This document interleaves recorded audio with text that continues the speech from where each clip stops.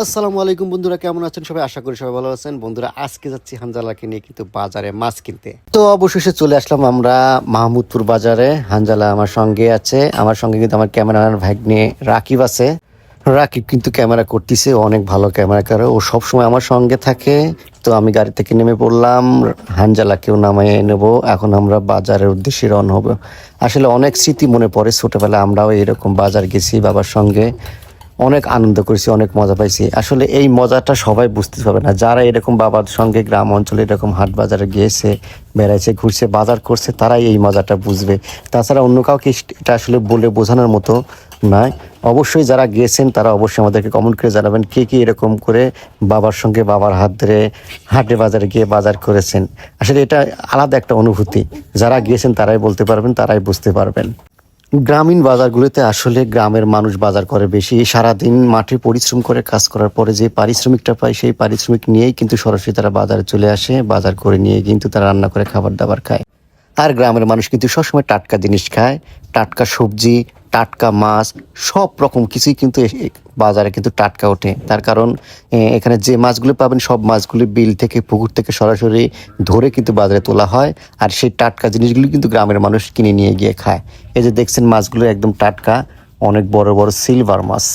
এই মাছটা কিন্তু আমাদের হানজালার পছন্দ ছিল, কিন্তু এই মাছটা আমি নিলাম না। তার কারণ একজন পাশ থেকে বললো যে ভাইয়া এই মাছটা নেওয়া কাম নেই, এই মাছটা আসলে বিষ দিয়ে মারা, যার কারণে একটু সাদা ফ্যাকাশে দেখা যাচ্ছে, যার কারণে এই মাছটা নেই নাই। আমি আসলে মূলত মাছ কিনতে এসেছি, কিন্তু হানজালার জন্য নাই। আমি যেহেতু শুটিং করি, শুটিংয়ে অনেক মানুষ কাজ করে আমার সঙ্গে, তাদেরকে খাবার দিতে হয়। তারা কিন্তু সবথেকে বেশি পছন্দ করে হচ্ছে পাঙ্গাস মাছ, যার কারণে আমি পাঙ্গাস মাছ খুঁজতেছিলাম, পাঙ্গাস মাছ পাচ্ছিলাম না।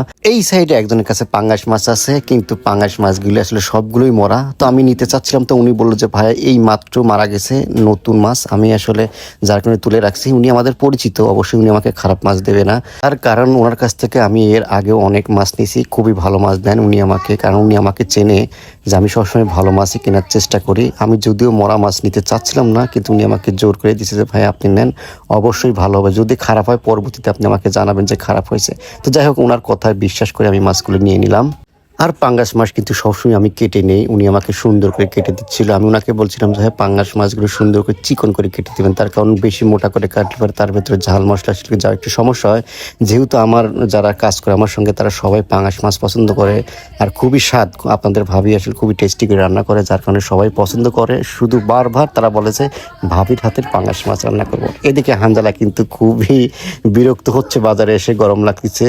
হানজালার কিন্তু খুবই রাগ, ওর দাদুর মতো, ওর দাদুর খুবই রাগ, অল্পতেই রেগে যায়। আর হানজালা বলতেছে মরা মাছ তুমি নিচ্ছে কেন, মরা মাছ আমি খাবো না, তার কারণ আমি মরা মাছ খাই না। ও রেগে গেছে। আমি বলছি বাবা এই মাছটা তোমার জন্য নেই না, আমি এই মাছটা তোমার আঙ্কেল আন্টিদের জন্য নিচ্ছি, তোমার জন্য তো আমি বড় রুই মাছ কিনবো।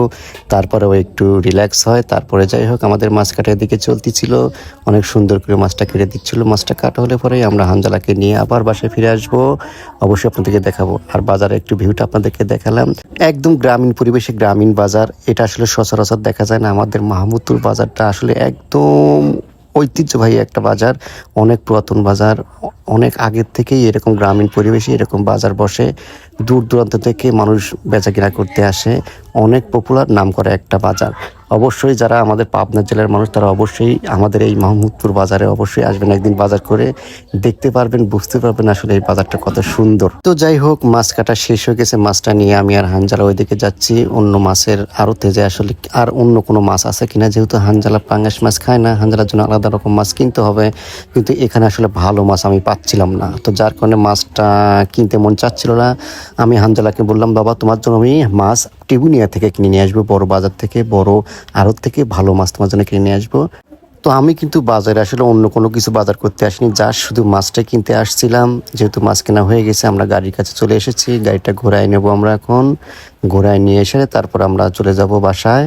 আর হানজালা কিন্তু অনেক খুশি, যেহেতু আমার ছেলে সবসময় বাড়িতে একা একা থাকে, যার কারণে ওকে নিয়ে একটু বাজার ঘাটে যাওয়া, ওর একটু মনটা ভালো লাগার জন্য। এদিকে ভাগ্নে, এই যে দেখতে পাচ্ছেন আমার ক্যামেরাম্যান ভাগ্নে, একটু সেলফি স্টাইলে ভিডিও করতেছে। এই যে হানজালা, হানজালা অনেক খুশি বাজার করার পর।